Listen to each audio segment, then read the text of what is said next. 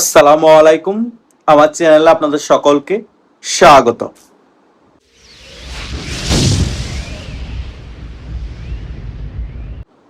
গতকাল থেকেই আমার ইউটিউবের অনেক সাবস্ক্রাইবার আমাকে প্রশ্ন করছে যে ভাইয়া, ভারতীয় অনেক মিডিয়ার মধ্যে আমরা দেখতে পাচ্ছি শেখ হাসিনা নাকি দিল্লিতে মোদির প্রোটোকল নিয়ে ঘুরছে এবং এই সকল বিষয়কে কেন্দ্র করে অনেক আলোচনার ঝড় উঠেছে পশ্চিমবঙ্গে এবং বাংলাদেশের মধ্যে। বিষয়টা কতটুকু সত্য নাকি গুজব? ইন্ডিয়ান মিডিয়া শেখ হাসিনার হাইপ তোলার জন্য কি এই সকল ভিডিও করছে নাকি এবং এই নিউজগুলো প্রচার করছে নাকি?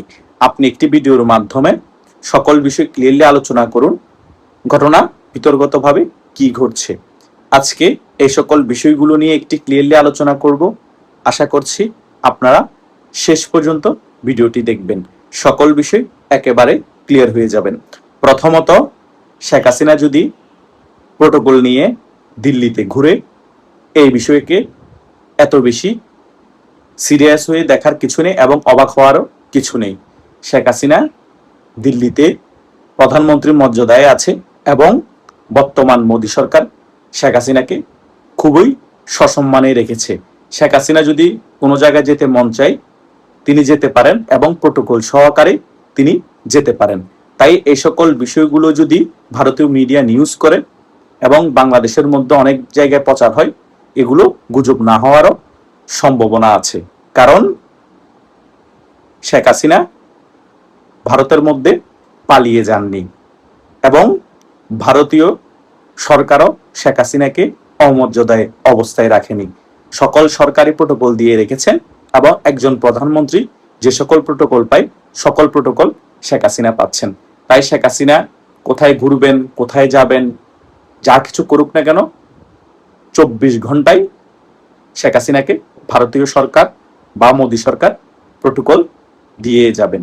এই সকল বিষয়গুলোকে কেন্দ্র করে অনেক বেশি হাইপ তোলারও কিছু নাই এবং এই বিষয়গুলো গুজব বা প্রোপাগান্ডা আকারে উড়িয়ে দেওয়ারও কিছু নাই। কারণ শেখ হাসিনাকে এখন মোটামুটি ভারত সরকার লাইমলাইটে নিয়ে আসার চেষ্টা করবে এবং কিছুদিনের মধ্যে আপনারা দেখতে পাবেন শেখ হাসিনা লাইভে নিজের সশরীরে এসেই বক্তব্য দিচ্ছে।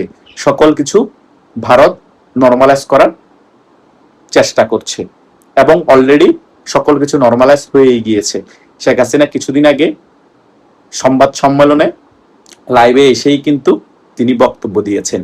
এই বিষয়গুলো নিয়ে কোনো ধরনের বিতর্ক তৈরি হয়নি। আগামীতেও যাতে শেখ হাসিনা লাইভে সংবাদ মাধ্যমকে সশরীরে এসে বক্তব্য দেয়, সেই বিষয়গুলো এখন সিস্টেমেটিকভাবে বিতর্কতভাবে সকল কিছু ঠিকঠাক করছে ভারতীয় সরকার। তাই যারা কিছুদিন আগে বলেছেন এটা শেখ হাসিনার ভয়েস না, এটা এআই দিয়ে করা হয়েছে, শেখ হাসিনা অনেক আগে মারা গিয়েছে, কিছুদিনের মধ্যেই তাদের গালের মধ্যে দুই পাশে দুইটা জোতার বাড়ি দিবে শেখ হাসিনা লাইভে এসে সশরীরে বক্তব্য দিয়ে।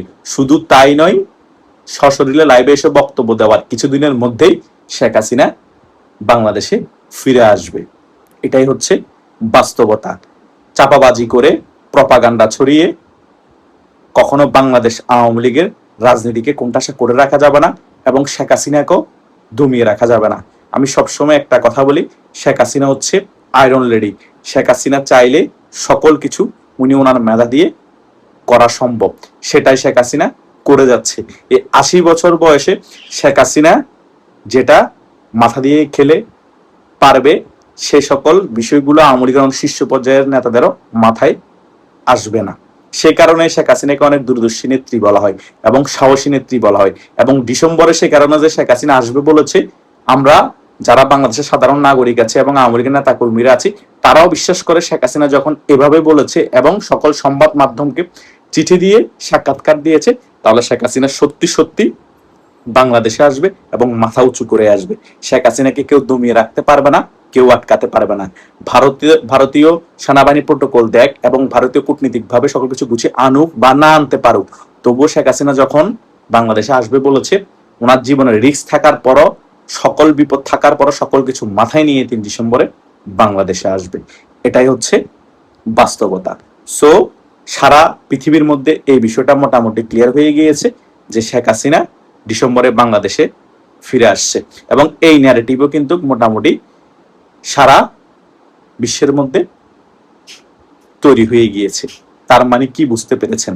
কূটনীতিকভাবে বাংলাদেশ আওয়ামী লীগও সফল এবং ভারতও সফল হয়ে গিয়েছে। তার মানে 100% ডিসেম্বরে শেখ হাসিনা বাংলাদেশে ফিরে আসছে।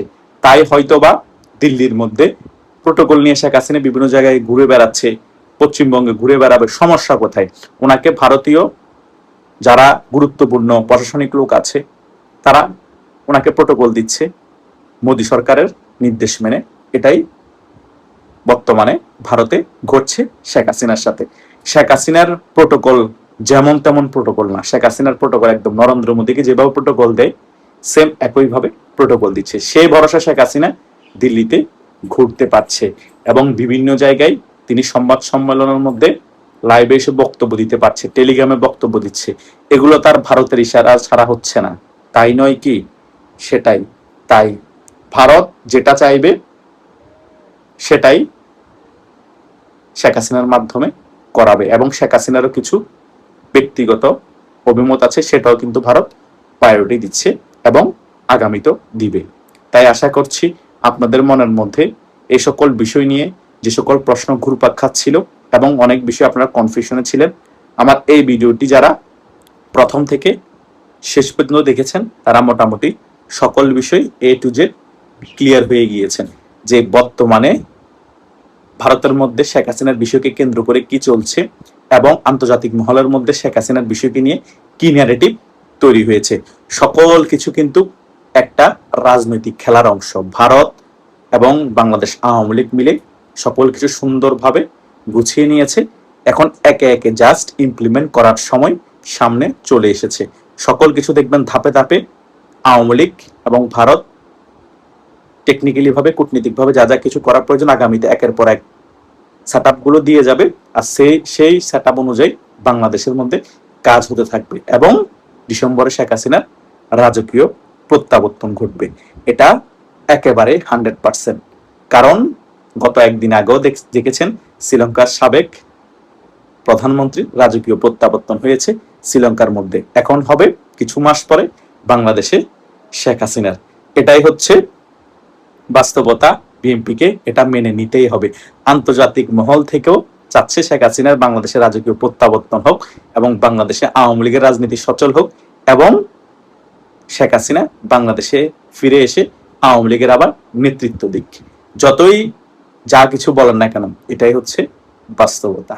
সো বাস্তবতা মেনেই বিএনপিকে আগামীতে রাজনীতি করতে হবে। গায়ে দিয়ে বাংলাদেশে আর রাজনীতি চলবে না। সেটা আওয়ামী লীগ ক্ষমতায় আসলেও হবে না, বিএনপি ক্ষমতায় থাকলেও হবে না। আশা করছি সকল বিষয় আপনাদেরকে আমি ভিডিওর মাধ্যমে ক্লিয়ার করতে পেরেছি। ধন্যবাদ সকলকে।